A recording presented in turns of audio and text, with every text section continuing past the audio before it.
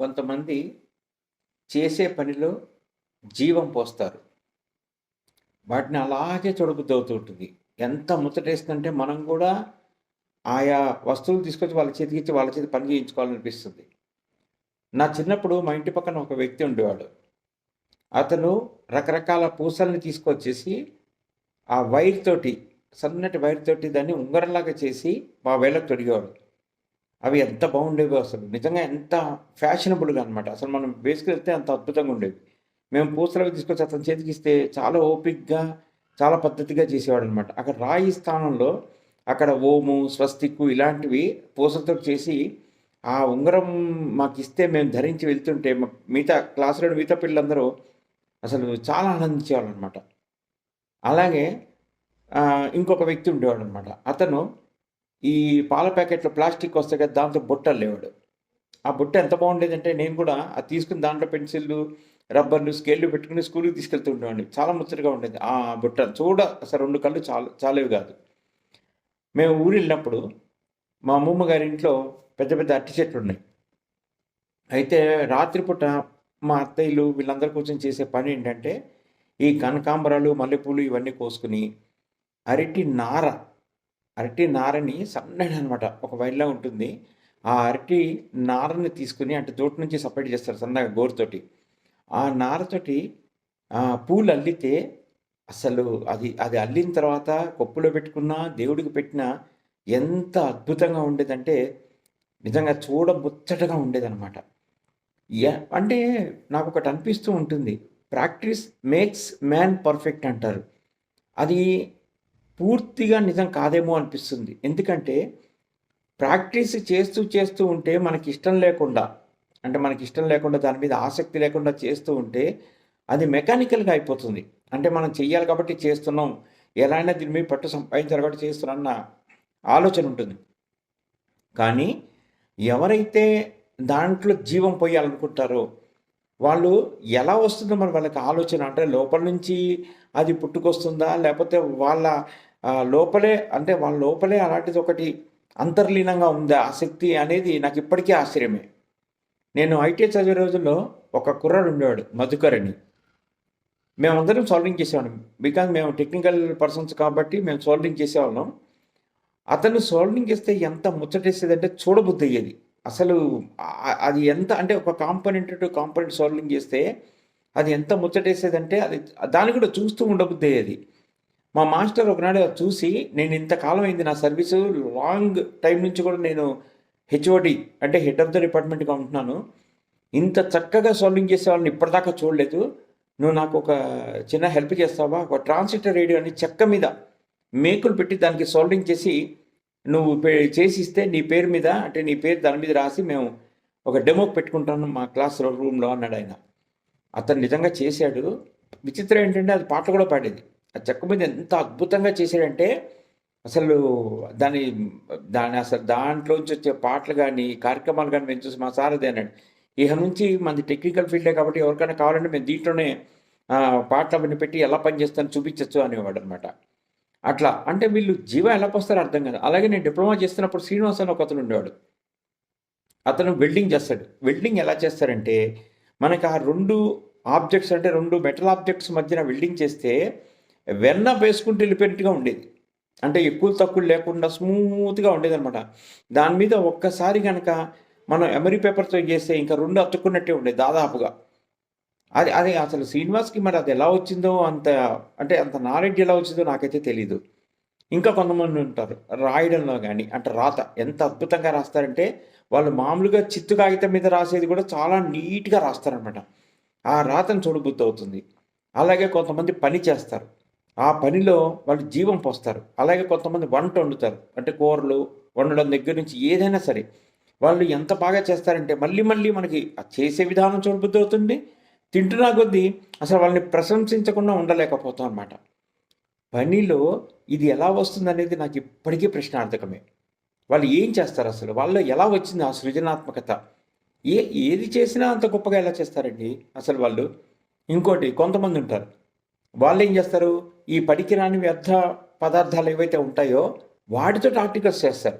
నాకు తెలిసిన ఒకతను ఈ అమెజాన్ నుంచి, తర్వాత జెప్టో నుంచి వచ్చే కవర్లతోటి చక్కటి ఆర్టికల్స్ చేస్తాడు. చేసి టేబుల్ మీద అలంకరించేవాడు. అది చూసిన తర్వాత నాకు ఆశ్చర్యం అనిపించింది. అవును, నేను కూడా చేయాలి అని చెప్పేసి పాత శుభలేఖలు తీసుకుని దాని మీద ఉండే దేవుళ్ళ ఆ బొమ్మలు తీసి కట్ చేసేసి చక్కగా నీట్‌గా చేసుకుంటూ ఉండేవాడిని. అయితే నేను నేను చేశాను. అయితే అది అంతవరకే అనమాట. కొంతమందేంటి అది ఇంకా కంటిన్యూయస్‌గా అంటే వాళ్ళ ఆలోచనలు ఎప్పుడు అలాగే ఉంటాయి. భిన్నంగా ఉంటాయన్నమాట. వాళ్ళు అవి చేసి ఏం చేసేవాళ్ళంటే ఎవరికొరికి గిఫ్ట్‌గా ఇచ్చేవాళ్ళనమాట. అలాగే నేను కూడా ఏం చేశాను, పాలరాల మీద అంటే తెల్లగా ఉంటుంది కదండీ! దాన్ని ఒక క్యాన్వాస్‌గా ఊహించుకొని దాని మీద చక్కటి బొమ్మలేసి దాన్ని మళ్ళీ ఇంకో పాలరాయి మీద చక్కగా అతికించేసి ఎవరింటికన్నా వెళ్ళినప్పుడు నేనది గిఫ్ట్‌గా ఇచ్చేవాడిని. అంటే గృహప్రవేశాలకి, పెళ్ళిళ్ళకెళ్ళినప్పుడు అపార్ట్ ఫ్రమ్ గిఫ్ట్ ఇది కూడా ఇచ్చేసేవాడిని. వాళ్ళు కొంతమంది ఇప్పటికీ ఇళ్లల్లో పెట్టుకున్నారది. మనం ఎప్పుడైనా సరే ఓ 10 మంది కంట్లో పడాలంటే, 10 మంది మనసులో నిలబడాలంటే మనకంటూ ఒక శైలి ఉండాలనమాట. ఇప్పుడు అంతెందుకు ఏఆర్ రెహమాను, ఇళయరాజా, కీరవాణి వీళ్ళందరూ కూడా సంగీతకారులే. చక్కటి పాటలు క్రియేట్ చేశారు. కానీ ఎవరి బాణీ వాళ్ళదే. ఎవరి బాణీ అయినా వాళ్ళకంటూ ఒక ప్రత్యేకమైన శ్రోతల బృందం ఉందన్నమాట. వాళ్ళని ఆకర్షించారు కాబట్టి వాళ్ళని నిలదొక్కున్నారు.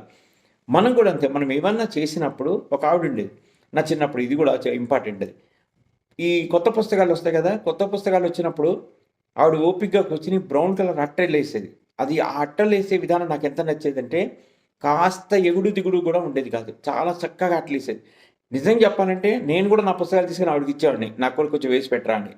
ఆవిడ పుస్తకాలకు అట్లేసి ఇచ్చేది. అసలు ఎంత చక్కగా వేసేదంటే దాని మీద మన పేరుతో ఉన్న లేబుల్ అతికించి దాని మీద పేరు రాయడం కూడా. మీకు ఒక విషయం చెప్పనా? చాలామంది పుస్తకాలు సంవత్సరం చివరికి వచ్చేప్పటికి చిరిగిపోయి తర్వాత పేజీలన్నీ ఊడిపోయి ఇలా ఉండేవి. కానీ మా పుస్తకాలు మాత్రం చెక్కు చెదరకుండా ఉండేవి. ఎందుకంటే ఆ అట్ట కోసమన్నా మేము అలా భద్రంగా దాచుకునేవాళ్ళం. టీచర్లు కూడా పుస్తకాలు వాళ్ళకి హోంవర్క్‌లు రాసి వాళ్ళకి ఇచ్చినప్పుడు మాది అయిపోగానే మళ్ళీ మేము వెళ్లి తెచ్చుకునేవాళ్ళం. అంటే దాని మీద ఉన్న అట్ట మీద అంటే ఆ పుస్తకం అట్ట మీద ఉన్న ఆసక్తి ఆ పుస్తకానికి ఎటువంటి డ్యామేజీ కలగకుండా చూసేది. కొంతమంది ఇళ్ళకెళ్తాం. వాళ్ళ ఇంటిని ఎంత చక్కగా సరిదిద్దుకుంటారంటే అసలు వీళ్ళు ఎంతకాలం నుంచి ఉంటున్నారు అని మనం వాళ్ళని ఆశ్చర్యపడితే వాళ్ళు చెప్పిన టైము మనకి నిజంగా ఆశ్చర్యం కలిగించి నోరెళ్ళబెట్టేలా చేస్తుంది. ఎందుకంటే వాళ్ళు ఏది ఫ్లవర్ వాజులు గానీ, లేకపోతే వస్తువులు గానీ, ఏవి ఎక్కడ ఎలా పెట్టాలో అలాగే పెడతారు. వాళ్ళ ఇంట్లో మీరు టీవీ మీద గానీ, ఫ్రిడ్జ్ మీద గానీ ఎక్కడ చూసినా కూడా ఒక మట్టి రేణువు కూడా ఉండదు. మరి వాళ్ళు ఎప్పుడు చేస్తారో శుభ్రంగా, ఎప్పుడు దాన్ని నీట్‌గా చేసుకుంటూ పోతారో మనకు తెలీదు గానీ, దాంట్లో జీవం ఉట్టి పడుతూ ఉంటుంది. అలాంటి ఇళ్ళకి వెళ్ళబుద్ధి అవుతుంది. అవి దేవాలయానికి ఏమాత్రం తీసిపోవు. పవిత్రత అక్కడ శోభిస్తూ ఉంటుందన్నమాట. అలాంటి ఇల్లు ఉండాలి. ఈ కొంతమంది వ్యక్తుల్లో ఇలాంటివి చూసినప్పుడే నాకు ముచ్చటేస్తుంది. మనం కూడా ఇలా చేయాలి కదా అని. కానీ కన్సిస్టెన్సీ ఉండదు. ఎందుకంటే మనం తెచ్చి పెట్టుకున్నాం అలా ఉండాలి అని. అది కన్సిస్టెన్సీ ఉండదు. నా ఫ్రెండ్ ఒకతను ఉన్నాడు సత్యనారాయణ అని. అతను ఒకరోజు అతను ఏదో పని కావాలంటే డ్రా తీశాడు. తీస్తే ఆ డ్రాలో సర్దిన వస్తువులను చూసి నాకు పిచ్చెక్కిపోయింది. ఎందుకంటే మన డ్రాలో మన పెన్నులు అవి ఇవి తీసుకొని పని అయిపోగానే ఒక విసురు విసిరేస్తాం లోపలికి. కానీ అతను ఎంత చక్కగా సర్దాడంటే అసలు నేను అడిగాను, ఇంత బాగా సర్దుకున్నావు ఏంటబ్బా అంటే నవ్వూరుకున్నాడు. సార్ మనమే కదా సార్, మనకు కావాల్సినప్పుడు తెలియాలి కదా అనేవాడు. అది దృష్టిలో పెట్టి నేను కూడా ఏం చేసేవాడినంటే మా ఇంట్లో తాళం చెవులు, పెన్నులు ఇలాంటివన్నీ కూడా ఒక పర్టిక్యులర్‌గా గుర్తుగా పెట్టేవాడిని. ఇప్పటికే నాకు అలవాటు ఉంది. ఎందుకంటే మనం ఇక్కడ నుంచి చూసి పెన్నా ఇగో పలానా చెవులో పైనుంచి చూడు అనగానే నాకు తెలియదు తీసుకొచ్చేసాను అంతే. అలాగే మా ఇంట్లో ఇంతకుముందు కరెంట్ పోయేది. ఈ కొవ్వొత్తిలను అగ్గిపెట్టి వెతుక్కుంటూ కూర్చునేవాళ్ళు. నేను అలా కాదు, ఒక చోట పెట్టడం అలవాటు చేసేసాను. సో మనకి కరెంట్ పోగానే వెంటనే అక్కడికెళ్ళడం అది తెచ్చేసుకోవడం అంతే. చాలా సింపుల్. అలాగే మనకి చీకట్లో ఏ రూమ్‌లో ఏ స్విచ్ ఎక్కడుంది, ఎంత డిస్టెన్స్‌లో ఉంది కూడా మనం ప్రాక్టీస్ చేస్తే ఎప్పుడన్నా కరెంట్ పోయినప్పుడు, లేకపోతే కరెంట్ పోయి వచ్చినప్పుడు మనం చక్కగా అక్కడికెళ్ళిపోయి ఆన్ చేసేయొచ్చనమాట. అంటే మన దాని మీద అంటే మన పరిసరాల మీద మనకి పూర్తి అవగాహన తెచ్చుకోవడం అనమాట. ఇలా మనం చేసే ప్రతి పనిలో జీవం పోస్తే అది మనకు ఆనందాన్ని ఇవ్వడమే కాదు, ఒక ఆర్గనైజ్డ్‌గా ఉండడమే కాదు, ఎవరన్నా మనని చూసినప్పుడు ఇలా ఉండాలి అనిపిస్తుంది. అలా మనం కొంతమందికి స్ఫూర్తినివ్వగలిగితే అది నిజంగా చాలా గొప్ప విషయం. మీరందరూ కూడా మీ స్థాయిల్లో, మీ పనుల్లో అలాంటి ప్రతిభ కనపరిచి, అలాంటి జీవం పోసి అందరి మనసులో నిలబడతారని నేను కోరుకుంటున్నాను. మల్లెపందిరి ఛానల్‌ని మీరు మీ సొంత ఛానల్‌లా భావిస్తూ సబ్స్క్రైబ్ చేశారు. 10 మందికి సబ్స్క్రైబ్ చేయమని పంచుతున్నారు. చాలా ఆనందంగా ఉంది. దయచేసి మీరు షేర్ చేయడమే కాకుండా, లైక్ కొట్టడమే కాకుండా, కింద కామెంట్స్‌లో కూడా మీకు మనసులో ఏం తోచిందో అది పెడితే, అది చదివిన తర్వాత నాకు గొప్ప సంతృప్తి కలుగుతుంది. శుభం.